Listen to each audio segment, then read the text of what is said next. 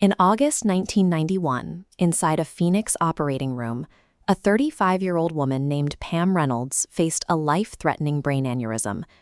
To reach the swollen vessel before it burst, surgeons had to perform a procedure that pushes the very limits of biology. They lowered her body temperature to 16 degrees Celsius and stopped her heart. Finally, they drained the blood entirely from her head. To ensure she was truly unresponsive, doctors taped her eyes shut and placed speakers in both ears that emitted a constant, loud clicking to monitor her brain's reaction. At this point, the monitors showed nothing: no brainwaves, no heart rate, and no activity.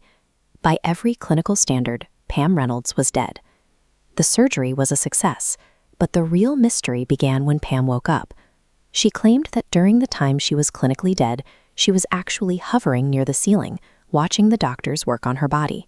Pam accurately described the exact shape of the bone saw used on her skull and repeated specific conversations the surgical team had while she was unconscious.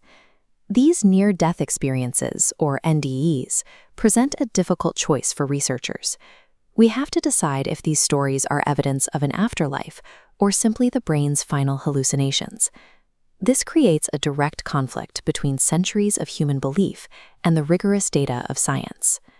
For over a century, researchers have tried to prove the existence of a soul using the tools of the laboratory. In 1901, Dr. Duncan McDougall attempted to weigh the soul by placing dying tuberculosis patients on industrial-sized scales.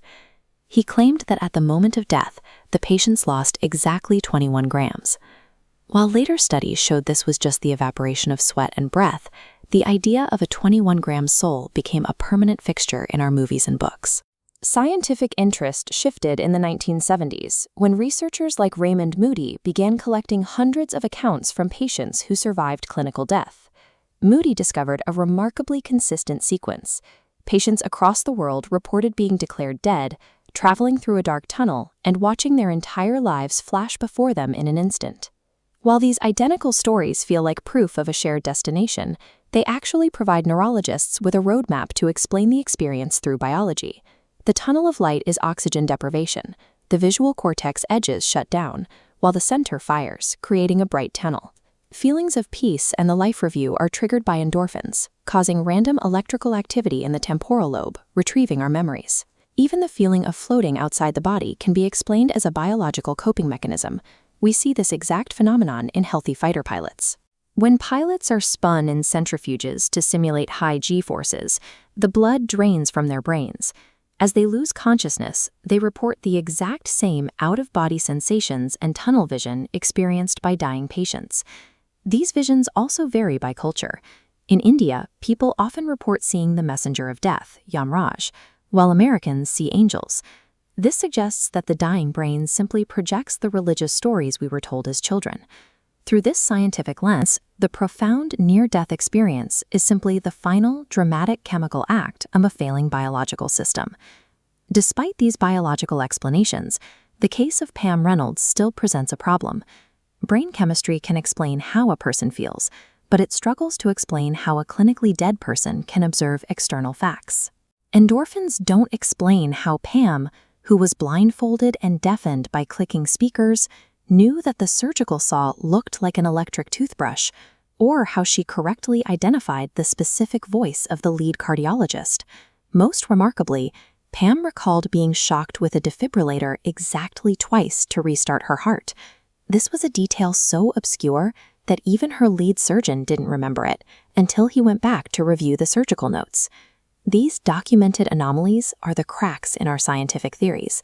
They leave us with a small, persistent window of the unknown that biology cannot yet close. Modern science is still trying to find a definitive answer. Dr. Sam Parnia launched the AWARE study, which followed thousands of cardiac arrest patients to see if consciousness truly functions outside the body. Researchers placed hidden images on high shelves in hospital rooms, images that could only be seen by someone hovering near the ceiling looking down.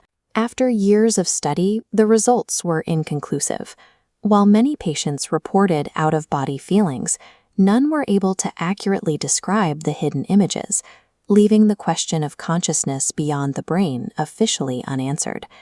Every one of us will eventually cross that final border to find the truth for ourselves.